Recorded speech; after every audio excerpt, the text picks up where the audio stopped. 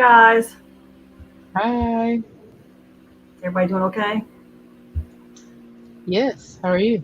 I'm good. So, welcome, everybody to a three generational perspective. Today's topic is blessed under distress because we all go through something at some point in time, and sometimes we're blessed by it, sometimes we're not. It just depends. The topic is taken from Blinded by Sight, The Heart Matters. It's a story based off of the book of Esther. And so, in Book of Esther, just like in real life, we all have different viewpoints. And so the book goes from Esther's viewpoint, from Mordecai's viewpoint, and from Haman's viewpoint, because they are the three main characters in the book, except for also they have a king, but Esther is the queen. And so we want to sit here and talk about a little bit about how everything comes together for us currently in life and how we go through blessings under distress. So I just want to welcome our guest today. Ambria's back with us. So thank you for coming. Thank you And for having me. you're welcome. And Brianna is here with us also. And we thank you for Hello. showing up. And we probably have one more person. She's running a little late. She had to take care of some stuff today, but we'll let her in when she gets here. And so one of the things we want to talk about is Mordecai. Mordecai was a man of faith. He was the person who kind of like held everything together. He knew his history. He knew what was going on. He knew what happened with the Jews, and he was determined to be on God's side. And he was an encourager and a hope person for Esther because he had raised Esther. Esther was his niece. Her parents had been her parents were gone. She was an orphan, so they obviously were deceased. And he raised her up. He raised her up in the faith, and he helped her get into the be a queen. So he helped her get into the position that she was in, and he encouraged her. And he had her keep her background kind of hidden at first because they didn't know what was going to go on. And then you have Haman. Haman is the what antagonist. He's the bad guy. He's the one that he wants to get all the accolades. He wants everybody to recognize him. He just wants to be like top dog because he got this relationship with the king, and the relationship with the king is what he does in his life, and this is he wants everybody to bow down to him, and so that's where we're at in the story. Hey, Tamara, how are you? Hey y'all, Well, good. welcome. And so we're just sharing a story about what we can really talk about. And so the first question that we want to throw out to everybody, and I need to turn on my chat so I can see if people making comments or not, is what is the most stressful or difficult situation you have in your life or had in your life, and how did it end, and was it a blessing?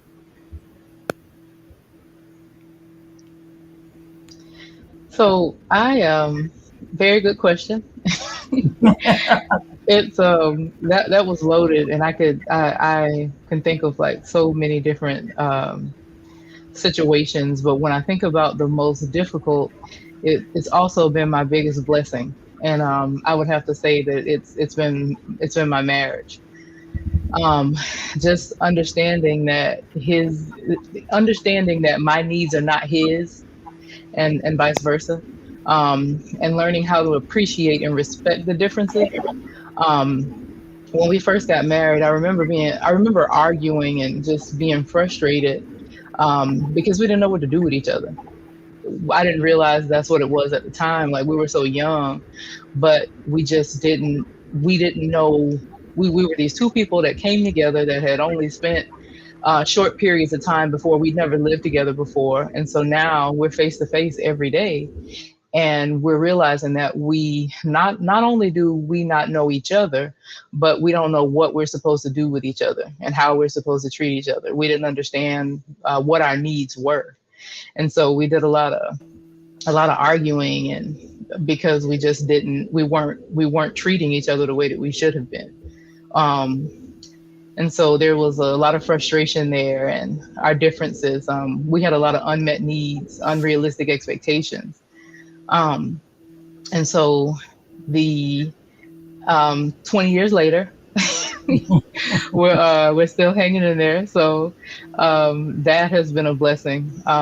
Just being love without conditions, and our history. Like I look at our kids sometimes and I'm just like, man, we got all of these great stories and these times that we spent together, and there's nothing like some funny stories with history.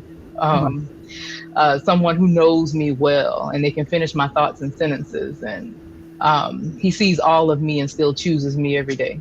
And so that has been being able to do this life with somebody like that. Um, that has been the blessing in it. So through all the challenges, it's like you go through all these storms to finally get to a place of freedom, and you wake up on the other side with somebody who has been conditioned to be everything you need naturally, but you have to do the work. So that has been my most stressful and biggest blessing.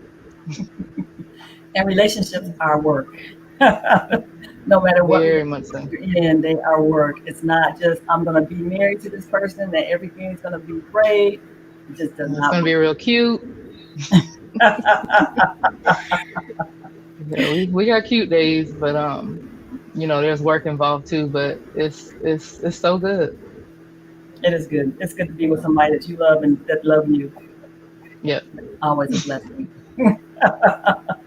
I think the most challenging thing so far for me has been definitely just saying yes to God, like just my faith, just learning myself in like with the ebbs and flows of trying new things, of not getting stuff right, making mistakes, learning how to give myself grace, learning how to work through mistakes because that's hard too. Coming into terms with yourself whenever you feel as though things should be going one way, but then it's going the other way. So I would just say, just learning how to be me has been the hardest thing. Just learning how to truly embrace and learning how to truly embrace who I am too. That everything about me isn't wrong. Like I'm human. I have a human nature. Sometimes I fall and sometimes I do good things, but I'm it's just a work in progress that never ends. So that's definitely just been the hardest thing. Just being. It's just been hard. So So one of the things that I wanted to share, you want to share, Brianna? Go ahead. Oh no, it's okay. You can go ahead. I want you. So I'm just gonna take you like on a little journey that happened in my life a little earlier in life. I was a single mom, and I also had my dad who had had a stroke. And the company at that time, I was living in North Carolina, and the company at that time was willing to allow me to work from home. But it was a stipulation that I did all the upgrades, the night upgrades. I'm a computer programmer, so we did system upgrades. And so I agreed to work all the night shifts in order to, because most hospitals wanted to have their upgrades at night, so not to interrupt their daytime. And so I'm like, okay, that's part of the agreement. I can work at night, and that way I'm at home with, my dad who, had a stroke. And then, when Marlisa came along, I can be able to take care of her. And it worked out really great for a long time until my boss decided she liked the idea of working from home. So she wanted me to come back into the office so that she could work from home. And I was just like, all the things I have going on. I'm a single parent. I got my dad. The situation. You understand everything that I got going on. But because you have this need to want to have what I have or what you think that I have, then you're going to make me come back into the office so that you can work from home. Hmm. Okay, so 2 weeks before I was supposed to go back into the office, I went in and I turned in my notice. Now, I didn't have a job. I had my dad and I had a baby. And I was just like, I'm just going to trust God. I didn't even know him like that, but I was willing to step out there and to see what would happen. And we ended up, I put my house up for sale. We ended up relocating to Florida. And before I even got here, God had gave me a job. I had a job. I had a job offer. So as soon as I got here, I was working. And so it was just a lot. And after that, my dad ended up passing away once we got here. And it was just a big transition and a hard time for me. But even in that transition, God still came through with providing me a job. My mom was living here, so she helped me with my daughter. My brother was here. He helped me a little bit with my dad when my dad was still alive. And so it looked bad originally because I couldn't see the blessing. It was a lot of stress because I just had a lot of responsibility in my life and a lot of responsibility on me. But once I made the move and I stepped into it, God came through. He came through with the job. He came through with my mom. He came through with, my brother helping me with my dad, and things ended up working out well. Wow. That's a Yeah, lot. that's really Good. nice. Yeah. That's a lot. I would have been able to handle that. Listen. Now look at my mom now. I'm like, oh my gosh, like you're a super mom. Like Right. for real. Okay. Mine would be like Tamara said, giving myself grace to know that I am not perfect. Something as simple as when I was in high school, testing was not like my big thing. I was a horrible tester, test taker. I could have studied for it and all, and I just would like plump because I'm so nervous when I'm taking the test. And it kind of trickled over when I've gotten older after I've graduated, even when I went to college and trying to figure out my career as far as what I want to do. To know that I am not perfect, that God knows everything, and even within the mistakes that I have made, it still comes together, which makes me me. And I could tell you, so don't go that way. And if you go that way, it'll take you this way and this, that, and third. This is how you get right back on track because I done been around the block. So I know the different ways you can take to get to the same destination, if you get what I'm saying. So that's how it worked out. I can now tell you, if you turn left, it's okay if you turn left, because if you turn right, it'll lead you straight to where you need to go. Life is all about the journey. It is all about the journey. And a lot of times there's truly, well, there is a right and a wrong, but sometimes it's just about a trial and error. So you just got to try something and like work for me, or that didn't work for me, or this worked for me and that didn't, because what worked for me might not work for you, or it might not work, for anybody else, but it worked for you. So it just depends on, a lot of it depends on your mindset and where you're at in life and how you see things and how you view things. And I think that's what God tries to do with us. He tries to, change our mind. It's like renewing of the mind.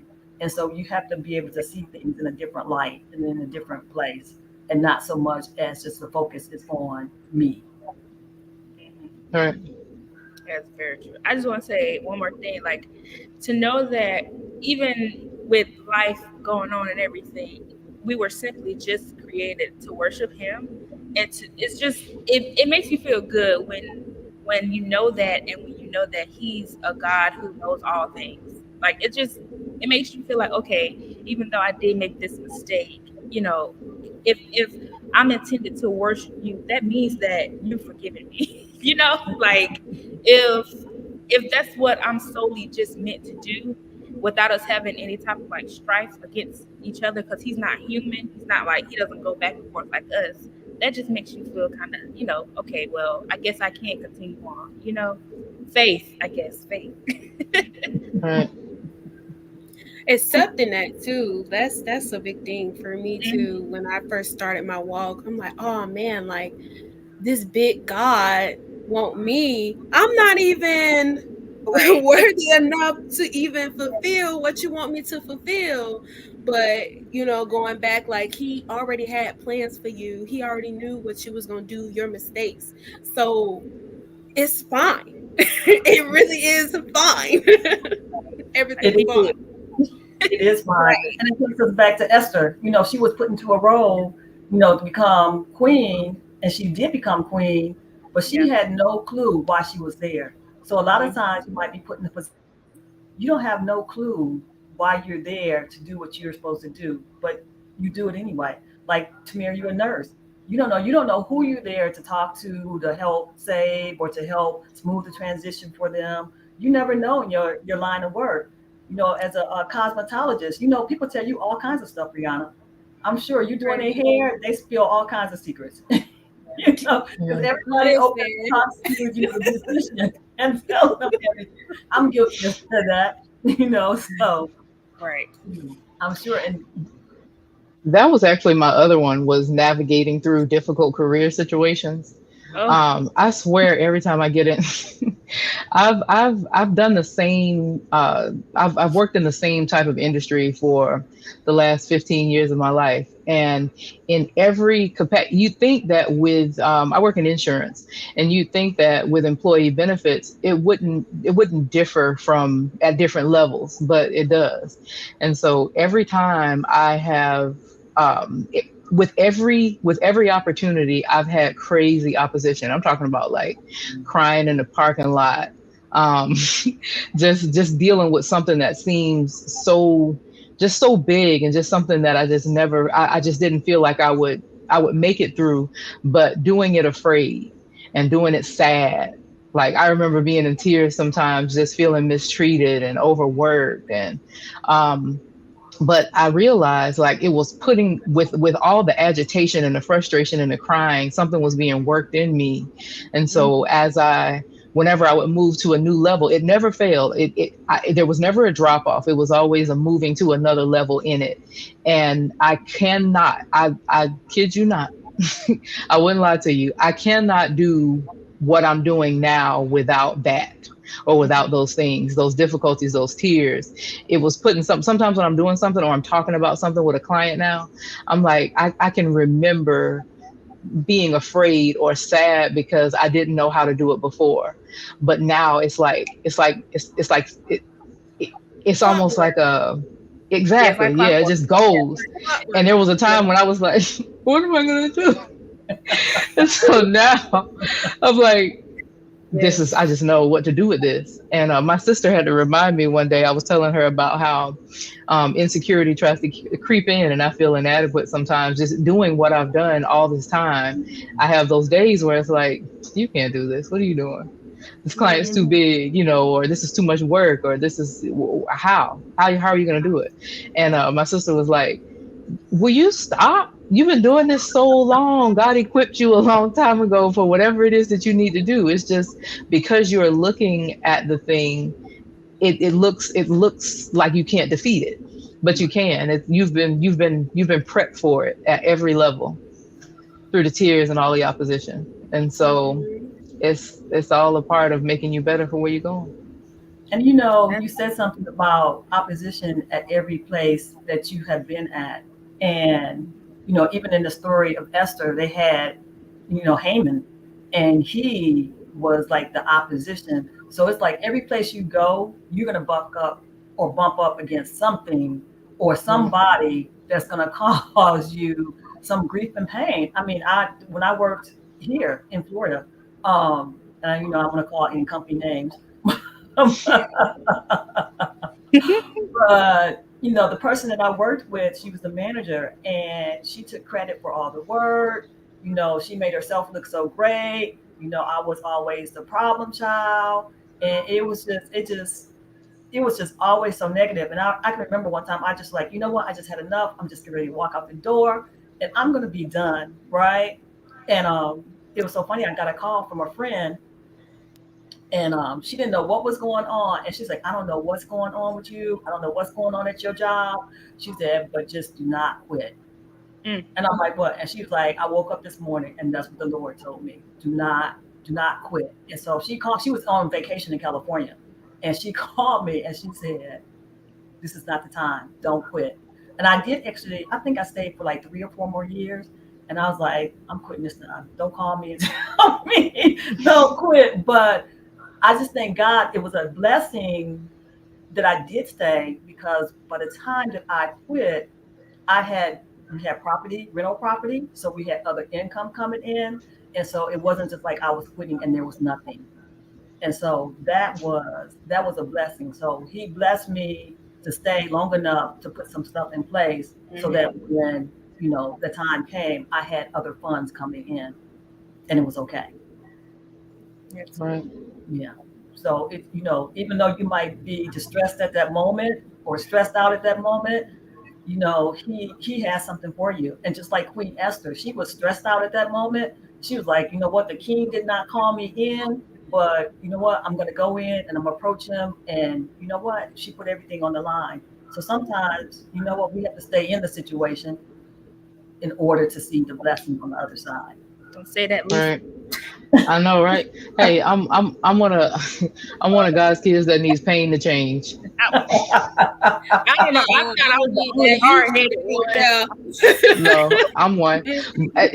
People are different. My daughter, she's the total opposite. She can just hear the word and be like, okay, I'm gonna do it. With me, I got to be burned into it. Yes, me too. I got to cry in the parking lot and I gotta do all be depressed for 5 days. No. Like, you gotta humble me that. I know it's like I have to get a spanking. I do. That's And so my- real. no. And I thought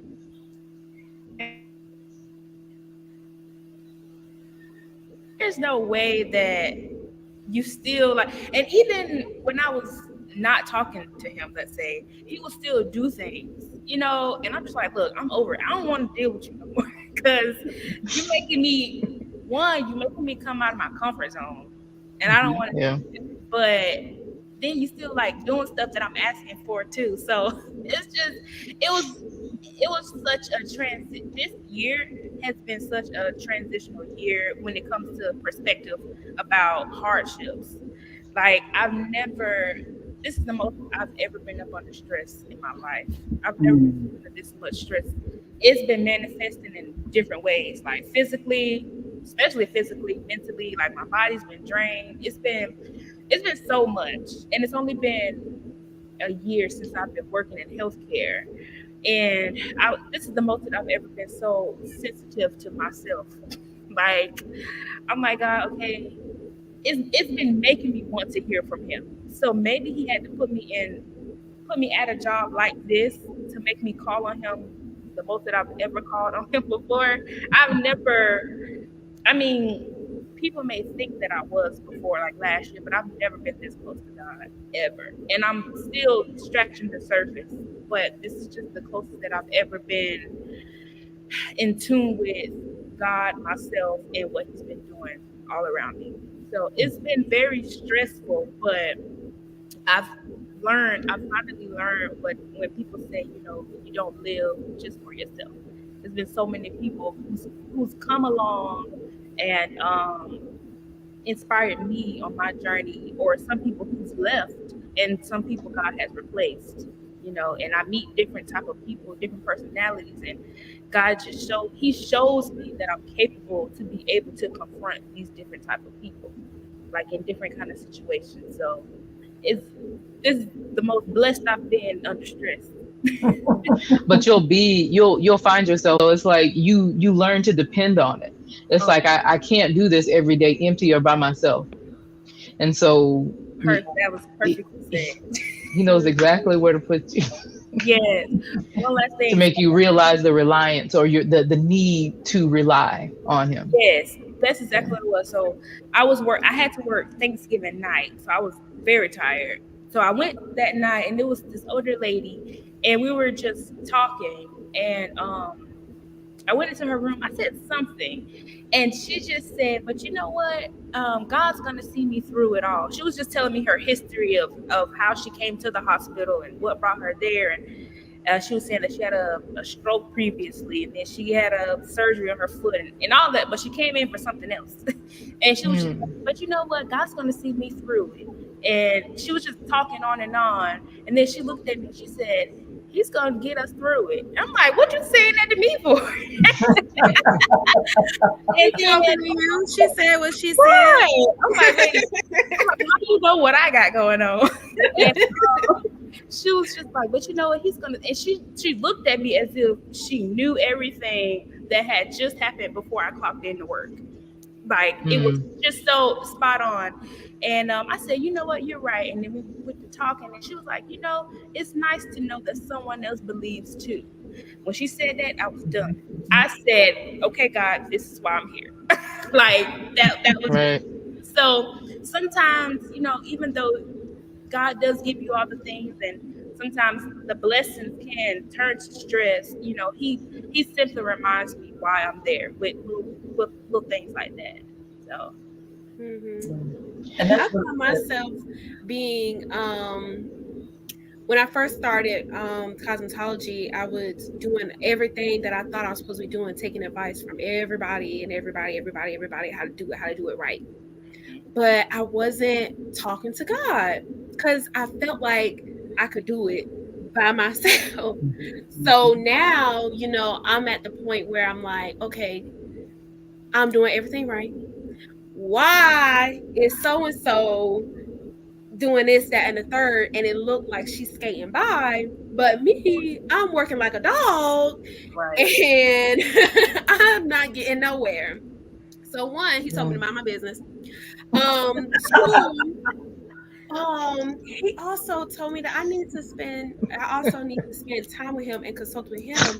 And it just might not be and being patient. Crazy part, I'm talking to my boyfriend, and my boyfriend told me to be patient too. So I'm like, ooh, that really means that I really need to be patient, because why is he telling me to be patient and all in the spirit?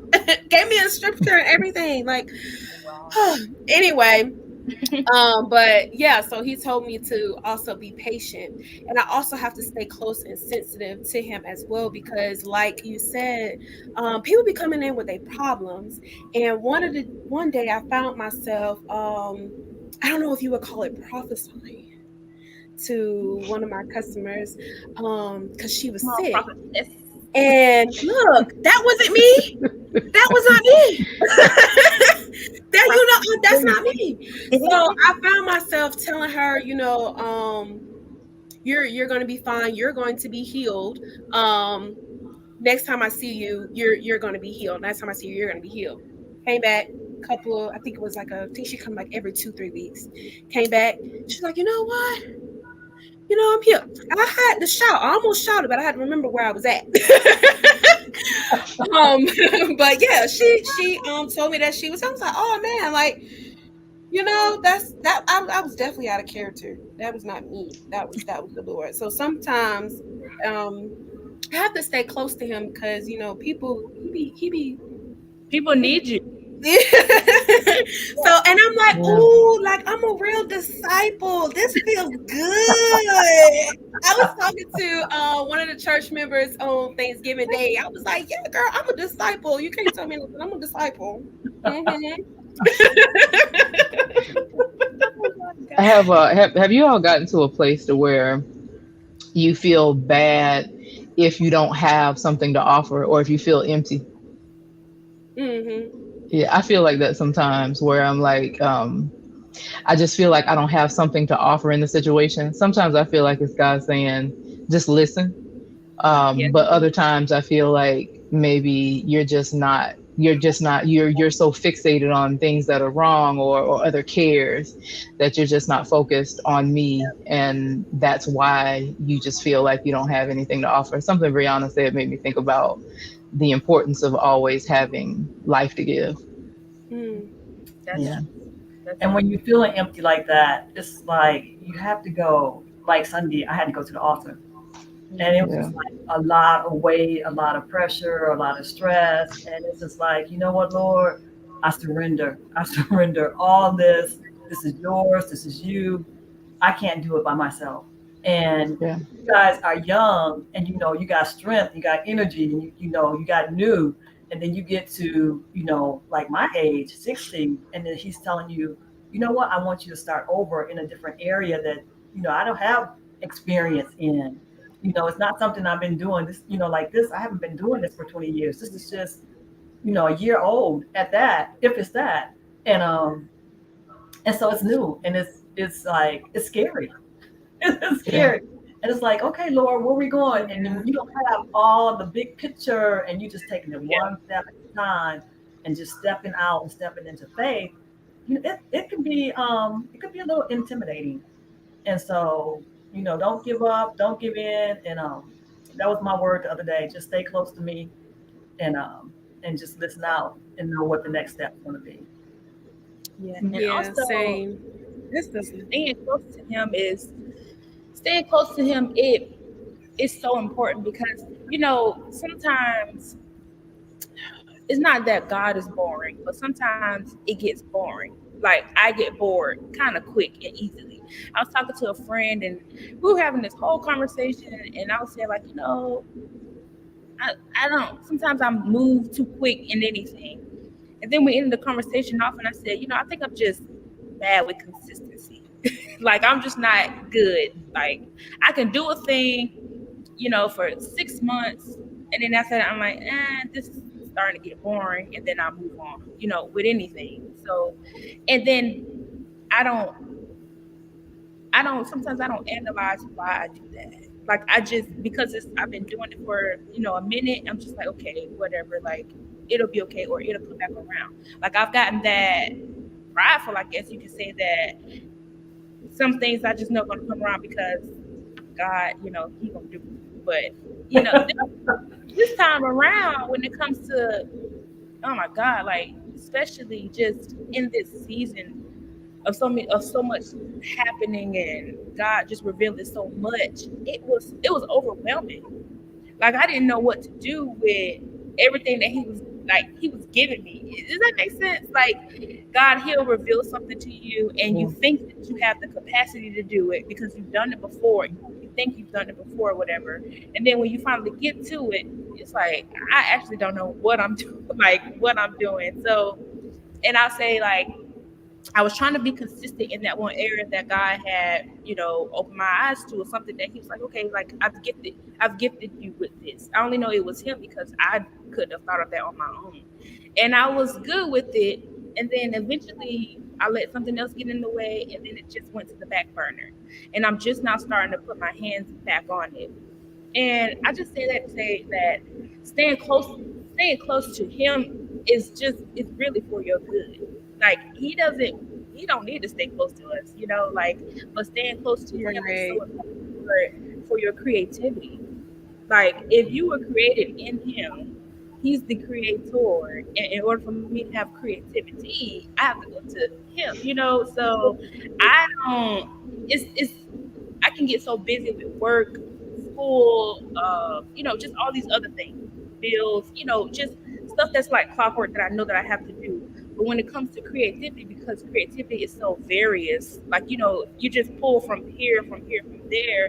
It's not like a checklist. And that's what's difficult for me. Like, I'm so used to being in a checklist, like having things checked off. But with God, He's not like, okay, you got this checked off. Like, okay, step number 2, now we're going to do this. He's like everywhere. And sometimes I have to catch it. Like, what are you doing over here? Like, hold on. Like, wait. Like, I don't know what you're doing. So it's just so important to stay close to Him to know, okay, whenever you do throw something the next time, I'll be sensitive enough to catch it. And whew, that's something that I've been dealing with too. It's just, I've been all over the place, y'all.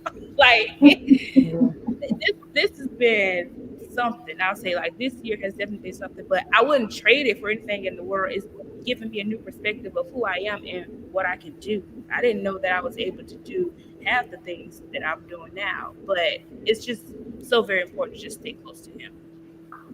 And it helps you to grow. It does. And that's the cool part. It helps you to grow, and the consistency will come. I was just thinking when you said that, I was like, man, if you get married, you have to be consistent. You can't get bored easily. You have to keep some excitement in your life. God bless y'all.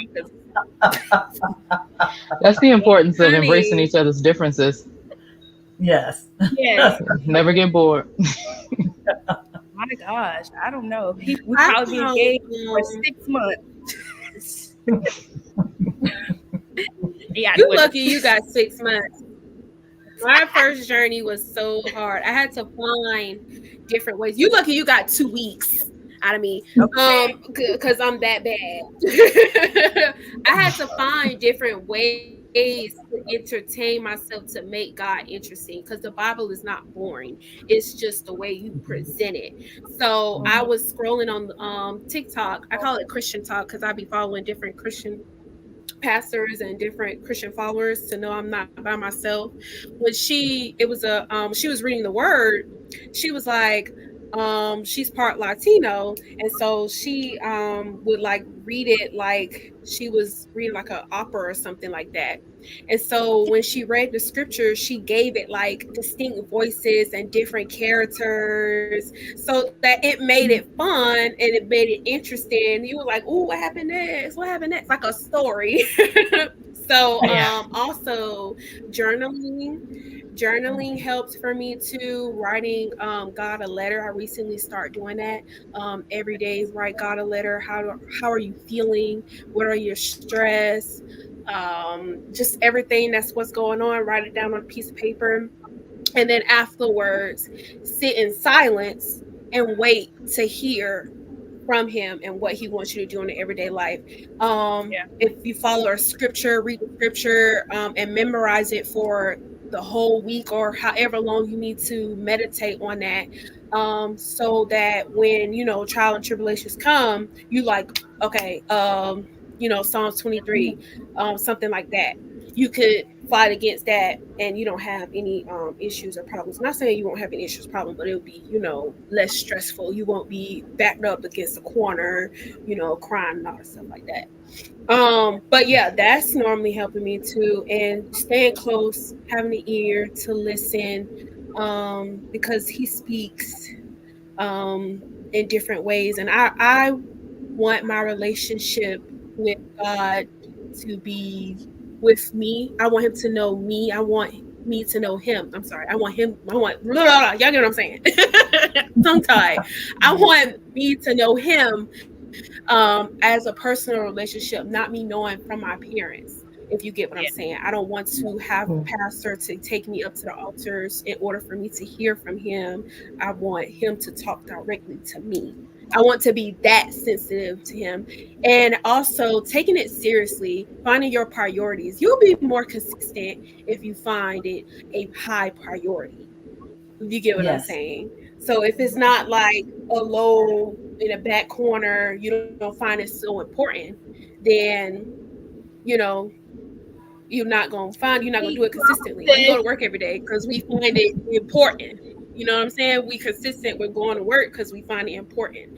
So putting him as a high priority and a standards like it's a must have, that's what help with consistency as well. That's true. That's true. I listened to this. I was laughing because you're talking about being consistent and being younger and being consistent. Because I listened to this Facebook thing the other day or this morning actually, and it was about being a part-time adult. The young man told his mother that he was a grown man, and she said, "Okay, you grown. I'm giving it all to you." And he was like, "That is not what I meant. I just wanted to have it grown part time." There's no such thing. No such thing. Part time. Full time. If so, I want to PRN as needed. Okay. One day. One day. Seasonal. Okay. Call me in. So, so I'm sorry. We're going to get back on track with the story of Esther. So I think we talked a little bit. I don't know if you guys have ever been bullied, because part of the story in was Haman was a bully. He wanted everybody to bow down to him, and he wanted everybody to, exalt him. And I don't know if you guys have ever been in a situation where you have been bullied, either in school or at work or in any kind of capacity like that.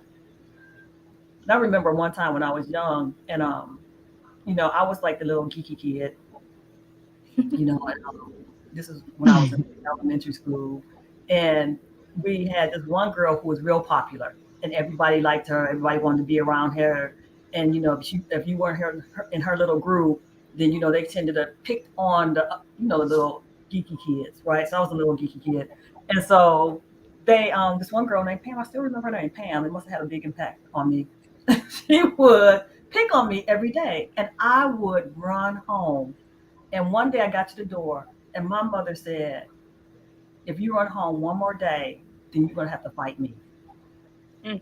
So I went to school the next day, and that girl picked on me, and I'm telling you, yeah, I whooped her behind because I was like, I'm more scared of my mother at home than I'm scared of you. So that wasn't like, I don't know what my mother was thinking, but I didn't run home anymore after that. Nobody else ever bothered me after that. But then, you grow up and you're like, you know what, you can't go to work as an adult and somebody bullying you at work and you just gonna beat them up. You can't. Right. So you have to find a way to deal with it in a godly way. So how do you guys deal with bullying in a godly way if it's in a work environment?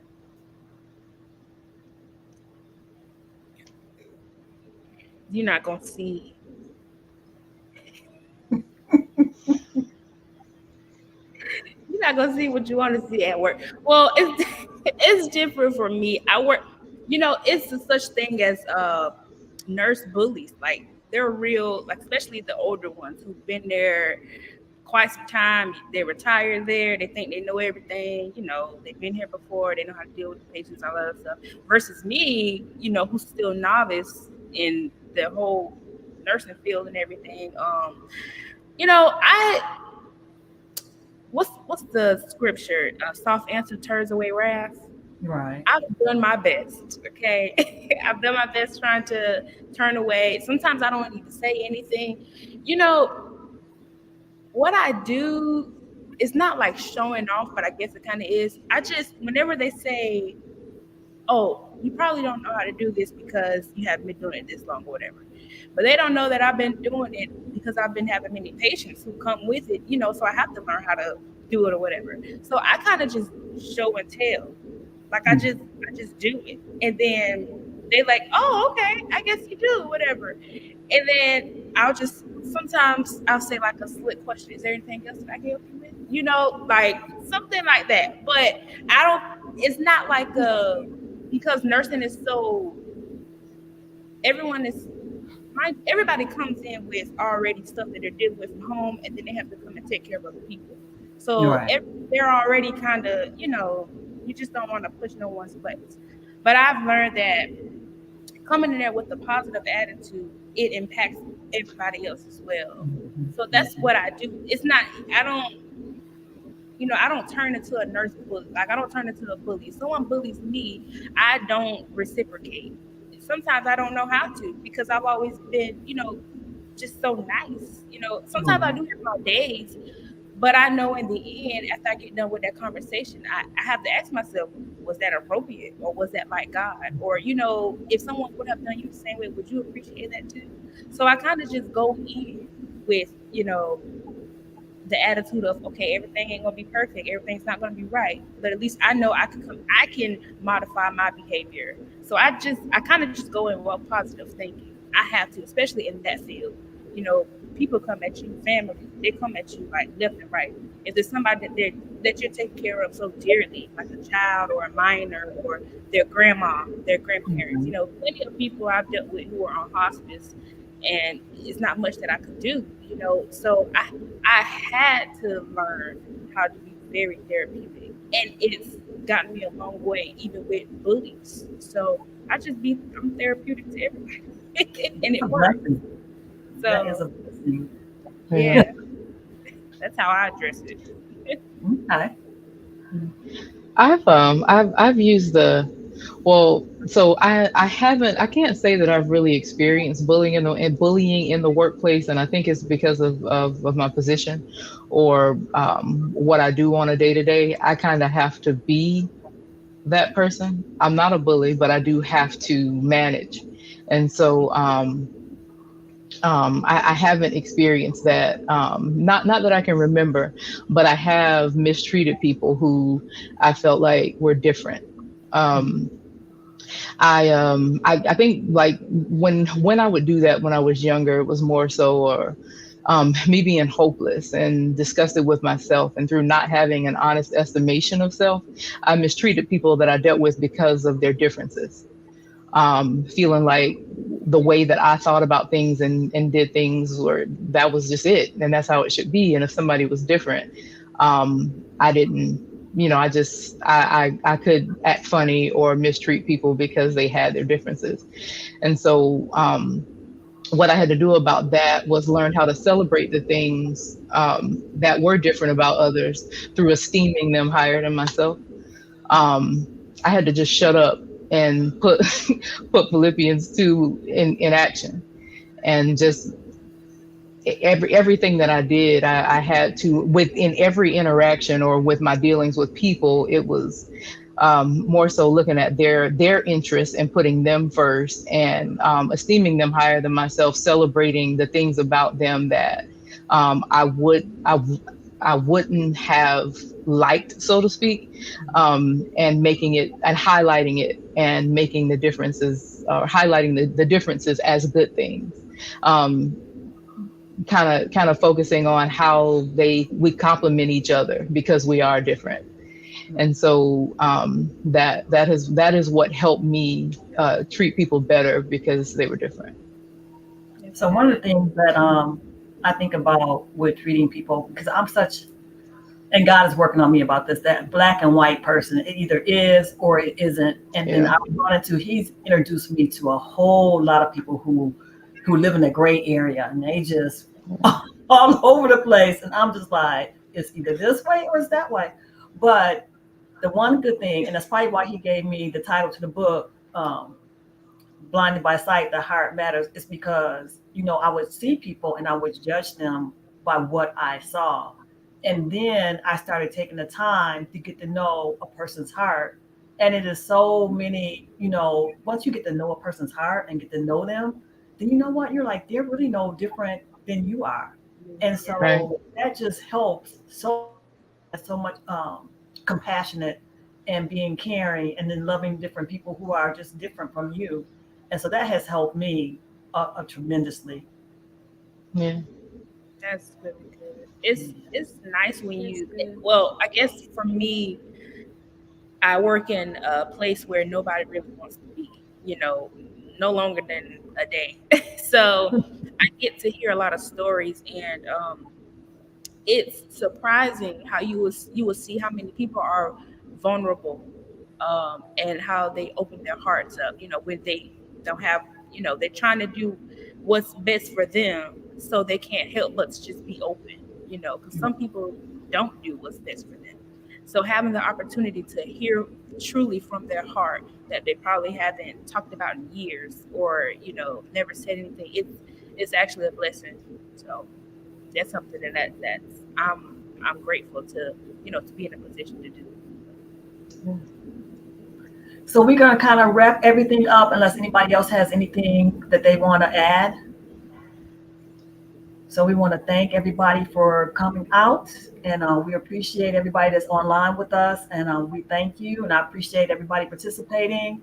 And it's been a wonderful discussion about Esther and the trials and tribulations that she went through, and how we can relate it to our everyday present life. So if you got a bully, get to know them. Maybe it's something in their heart that you can find that's really good. And then, just be, just walk out the word and be good people and do what we got to do as Christians. All right. We love you guys, and we will see everybody else next month. Thank you.